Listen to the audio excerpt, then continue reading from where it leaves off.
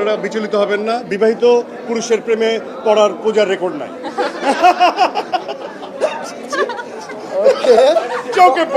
বুবলির মতো বিবাহিত পুরুষের প্রেমে পড়ার রেকর্ড নেই পূজাচেরির।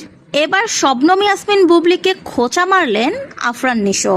কিছুক্ষণ আগে দম সিনেমার প্রেস মিটে উপস্থিত ছিলেন আফরান নিশো, পূজাচেরি সহ সেই সিনেমার কলাকৌশলীরা। সেখানে আফরান নিশো শবনম ইয়াসমিন বুবলিকে খোঁচা মেরে কথা বলেন। এর আগেও আফরান নিশো শাকিব খানকে খোঁচা মেরেছিলেন। এবার ঠিক সেরকমই বুবলিকে খোঁচা মেরে কথা বলেন। তিনি বলেন, পূজাচেরির বিবাহিত পুরুষদের প্রেমে পড়ার রেকর্ড নেই, তাই পূজাচেরি আমার সাথে শুটিং করেছে, আমার সাথে প্রেম হওয়ার কোনো সম্ভাবনাই নেই। সিনেমা করতে গিয়ে আমরা একসাথে শুটিং করেছি, একসাথে খাওয়া দাওয়া করেছি, ঘুরেছি ফিরেছি, খুব ভালো সময় কাটিয়েছি, কিন্তু তার মানে এই না যে আমার প্রেমে পড়ে যাবে পূজাচেরি, কারণ পূজাচেরি বিবাহিত পুরুষের প্রেমে পড়ে না, আর আমি তো বিবাহিত, সেটা আপনারা সবাই জানেন।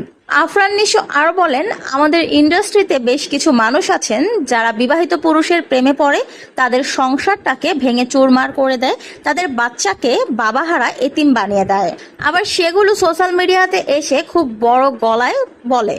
তবে পূজাচেরির অতীতের সেরকম কোনো রেকর্ড নেই সে কোনো বিবাহিত পুরুষের প্রেমে পড়েছে। পূজাচেরি খুবই ইনোসেন্ট এবং ভালো একটা মেয়ে, তাই আমার সাথে পূজাচেরি শুটিং করলেও, অনেকটা সময় আমরা একসাথে কাটালেও আমার সাথে পূজার সেরকম প্রেম হওয়ার কোনো সম্ভাবনাই নেই। তাই আপনারা এই ব্যাপারটা নিয়ে একদমই গসিপ বা চিন্তা কোনোটারই কোনো প্রয়োজন নেই।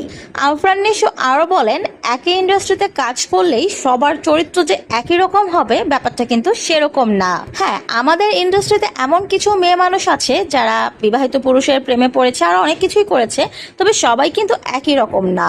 ঠিক সেরকম পূজাও সেই দলে পড়ে না।